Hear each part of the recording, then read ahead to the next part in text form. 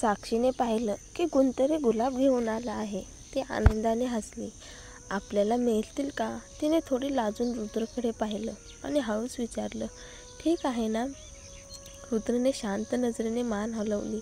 गुलाब लगेच टेबलावर ठेवले गेले. साक्षीने आनंदानं श्वास घेतला. धन्यवाद रुद्र, तुम्ही खूप छान आहात माझ्यासाठी. तू स्वतःची काळजी घे, एवढंच पुरेसं आहे, रुद्रने उत्तर दिलं. तेवढ्यात बाहेरून खवचट आवाज आला. पहा, हे ठिकाण मी खूप दिवसांपासून पाहतोय. भारी आहे. चल, तुला इथे घेऊन जातो. रुद्रने कपाळावर आड्या घातल्या. आवाज त्याला ओळखीचा वाटत होता. क्षणातच काव्य आत आली. चैतन्य तिचं व्हीलचेअर ढकलत होता. त्याचं लक्ष समोरच्या टेबलाकडे गेलं. रुद्र आणि तिथे बसलेली पाहून काव्याचा श्वास थोडा थांबला. तिचं लक्ष मात्र टेबलावरील गुलाबाकडे गेलं. म्हणजे रुद्रलाही कुणाला फूल द्यायला येतंय. सगळे पुरुष रोमॅन्टिक नसतात असं नाही, फक्त तू त्या लायकीची नसतेस. रुद्रच्या डोळ्यात राग दाटून आला. काव्या, त्याने थंड स्वरात चैतन्यकडे पाहिलं. काव्या भानावर आली आणि हसून म्हणाली, वा, किती योगायोग. अध्यक्ष गायकवाड, मी साक्षीसोबत डेटवर आले आहेत. रुद्र गप्प राहिला. साक्षी घाईनं उठून म्हणाली, गैरसमज नका करून घेऊ, आम्ही फक्त जेवायला आलो आहोत. काव्याने उपहासाने हसून उत्तर दिलं, साक्षी, तुला काय वाटते? मी आणि तो तर घटस्फोट घेतोय. त्याला नवीन मैत्रीण मिळाली तर मला काय फरक पडतो? मला आनंदच होईल, बरोबर ना अध्यक्ष गायकवाड? रुद्रच्या डोळ्यात काळोख दाटला. म्हणजे तुला माझ्या लवकरात लवकर नवीन संबंध सुरू व्हावा अशी अपेक्षा आहे, जेणेकरून तू इतर पुरुषांसोबत मनमोकळं फिरू शकशील. काय म्हणायचं आहे तुला? रुद्र, काव्याने भुवया उंचावल्या. फक्त आठवण करून देतोय, घटस्फोट झालेला नाहीये अजून. तू अजून माझी बायको आहेस आणि तुला जे हवं ते करता येतं, मग मला का नाही? काव्याने चढ्या स्वरात उत्तर दिलं. साक्षी आणि मी फक्त जेवायला आलो आहोत, रुद्र शांतपणे म्हणाला. आणि आम्ही जेवायला आलो तर काय बेकायदा आहे का? हे हॉटेल नाही की इथे अफेअर पकडता येईल. जर कुणाला रंगेहात पकडायचं असेल तर हॉटेलला जा, इथे तर कायद्याने काही होत नाही. रुद्रचा चेहरा लाल झाला. साक्षीने पटकन मध्येच बोलत त्यांना थांबवलं. रुद्र, काव्या, कृपया वाद करू नका. माझीच चूक झाली, मीच त्याला जेवायला बोलावलं. तेवढ्यात चैतन्य मोठ्याने हसला. त्या ताणलेल्या वातावरणात ते हास्य अनाठायी वाटलं. मी ग्रीन टी विषयी ऐकलं होतं, पण आज प्रत्यक्षात बघायला मिळालं. खरंच आज नवीन शिकायला मिळालं. साक्षीचा चेहरा लालबुंद झाला. ती रुद्रकडे आणि मग चैतन्यकडे पाहून अचानक छाती धरून बसली. रुद्र दचकलाच. तो झटक्यात तिला मिठीत घेत म्हणाला, काय झालं तुला? मी ठीक आहे, काही नाही, साक्षी कमजोर आवाजात म्हणाली. रुद्रने कटाक्षाने काव्याकडे पाहत म्हणलं, तुला आसपासच्या लोकांची काळजीसुद्धा घेता येत नाही का? काव्याने उपहास केला. खूप काळजी वाटते ना तिची, मग तिला लगेच घेऊन जा इथून, नाहीतर माझ्या मते मी साक्षीचं जास्त त्रास होईल. रुद्रला अजून बोलावंसं वाटलं, पण साक्षीचा रंग पाहून त्याने तिला आधार दिला आणि संतापाने बाहेर निघून गेला. लोक निघून गेल्यावर काव्याचा चेहरा फिका झाला. चैतन्यने म्हटलं, खरंच रुद्र या बाईसोबत आहे का? चैतन्य, साक्षी त्याची चांदणी आहे आणि मी एक निर्दयी कमल. आम्ही इतके वर्षे एकमेकांविषयी वेगवेगळा विचार करत होतो. खूप आधी घटस्फोट व्हायला हवा होता. जाऊ दे, मला तर ती बाई खूप खोटी वाटते, कायम मेल्यासारखी नाटक करणारी, पण त्याला ती आवडते. काव्याने पुन्हा एकदा टेबलावरच्या गुलाबाकडे पाहिलं.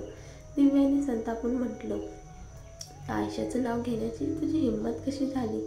तुझा तो गर्विष्ठ भाऊ रुद्र म्हणतोय की त्याला आयशा आवडतच नाही. आयशा एवढी गोड आहे आणि त्याला तिची किंमतच नाही. शिवाय घाबरून म्हणाला, मी असं काही म्हटलं नाहीये. अजून तिची भेटही झालेली नाही माझी, त्यात माझी काय चूक? थोडा वेळ शांत राहून तो म्हणाला, कदाचित रुद्रच्या कल्पनेतलं मूल काहीतरी वेगळं होतं. त्याला वाटलं असेल एक उबदार गोड मुलगी मिळेल, पण काव्याने एक शहाणी हट्टी खोडकर तयार केले आहे. पण आयशा त्याचीच मुलगी आहे. एवढं निर्दयीपणे स्वतःच्या लेकरालाही न आवडणं? दिव्याने चिडून विचारलं. शिवायने उसाचा टाकला. त्याला आवडत नाही, फक्त निराशा झाली. त्याला जशी कल्पना केली होती तशी नाही निघाली. त्याने स्वतःच तर सांगितलं की आयशाला आपल्या जवळ घेऊन नीट शिकवायचं आहे. दिव्या अधिकच चिडली. जाऊ दे, आयशाला तुझ्यासारख्या लोकांची काही गरज नाही. तिला बाबा म्हणायला कितीतरी लोक तयार आहेत. तुमच्यासारख्या श्रीमंत घराण्यांच्या मुलांची सेवा करण्याची आमची काही गरज नाही. तिने शिवायला जवळजवळ ढकलत बाहेर काढलं आणि काव्याला घेऊन निघाली. शिवाय अवाक झाला. हे काय, एवढं रागवायचं काय झालं? मुलीला तर भेटलंच नाही आपण.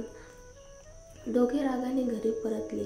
आयशाने वर पाहून विचारलं, आंटी दिव्या, आई काय झालं तुम्हाला? काही नाही, काव्याने थोडं हसून म्हटलं. दिव्याने हुंकार भरला. आता पुढे रुद्र आणि त्यांच्या टोळीपासून दूर राहायचं. सगळे एक नंबरचे कपटी लोक आहेत. रुद्रने परत आईला त्रास दिला का? आयशाने आश्चर्याने विचारलं. दिव्याने ठाम मान हलवली.